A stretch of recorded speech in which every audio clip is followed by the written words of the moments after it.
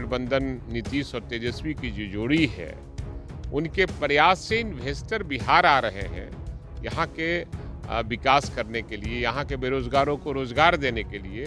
इनके पेट में दर्द हो गया है। सख्त निवेश करेंगे, उनको सिक्योरिटी भी मिलेगी और उनको कोई परेशानी नहीं होगी। बिहार के आम आवाम भी चाहती है कि लोग इन्वेस्टर आए, इन्वेस्ट करें, हम लोग को रोजगार मिले, बस इससे मतलब है। नमस्कार, आप देख रहे हैं न्यूज़ फॉर नेशन में आपके साथ तबजीत सिंह।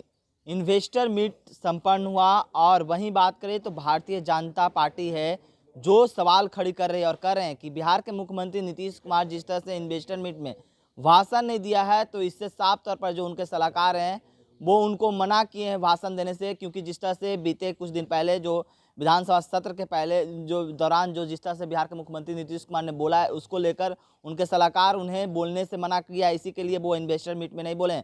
इसी बात करने के लिए हमारे साथ हैं आरजेडी के कद्दावर नेता हैं और विधायक है भाई वीरेंद्र। सर, कैसे देख रहे हैं इन्वेस्टर मीट संपन्न हुआ जिसमें भारतीय जनता पार्टी सवाल खड़े कर रही है? आपको मालूम है ना, बीजेपी का मतलब बड़का झूठा पार्टी, ये केवल अफवाह फैलाने वाली पार्टी है।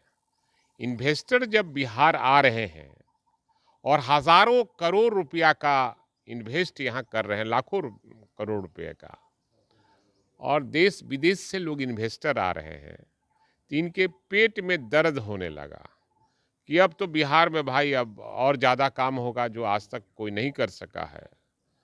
तो महागठबंधन नीतीश और तेजस्वी की जो जोड़ी है, उनके प्रयास से इन्वेस्टर बिहार आ रहे हैं यहाँ के विकास करने के लिए, यहाँ के बेरोजगारों को रोजगार देने के लिए। तो इनके पेट में दर्द हो गया है। तो अब इनका दर्द हो गया तो इसका इलाज 24 में हम लोग कर देंगे बिहार में, क्योंकि बिहार की धरती जो है बहुत क्रांति की धरती रही है और यहाँ के लोग जब जब अंगड़ाई लिया है, देश में परिवर्तन हुआ है।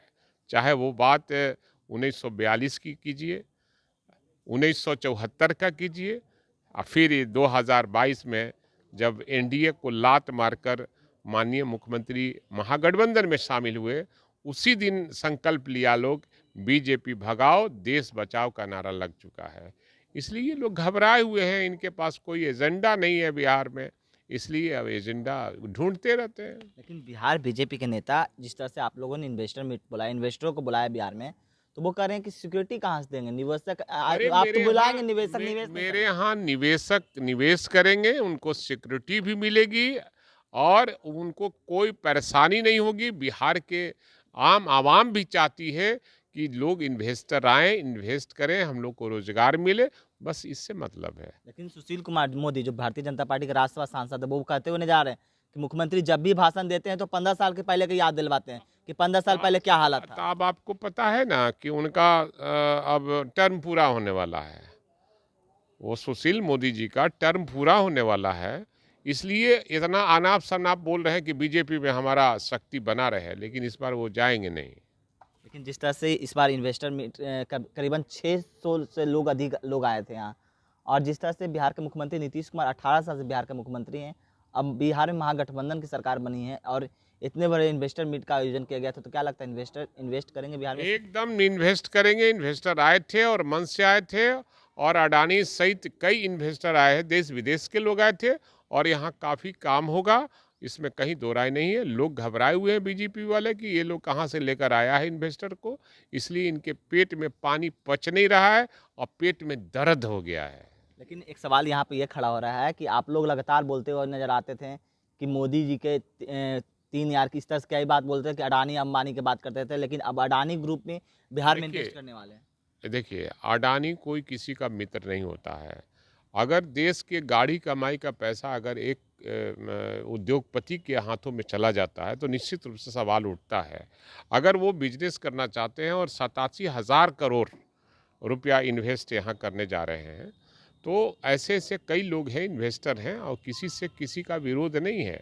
विरोध इस बात का है कि जो देश की गाड़ी कमाई ही एक आदमी के हाथों में नहीं जाना चाहिए, सबके हाथों में मिलना चाहिए, ताकि वो इन्वेस्टर इन्वेस्ट करे और लोगों को रोजगार मिले। यानी कि महागठबंधन जो संकल्पित है कि अब रोजगार देंगे, इन्वेस्टर को बुलाएंगे। एकदम कृत संकल्पित है और निश्चित इन्वेस्टर इन्वेस्ट करेंगे यहाँ, लोगों को, बेरोजगारों को रोजगार मिलेंगे। लेकिन भारतीय जनता पार्टी के नेता हैं जो फिर पुरानी वही छवि को बात- याद दिलवा रहे हैं, पुरानी छवि को, लालू यादव की छवि फिर को। वही बीजेपी की बात, बड़का झूठा पार्टी, बड़का पुरानी छवि को नहीं, लालू बीजेपी का मतलब बड़का झूठा पार्टी।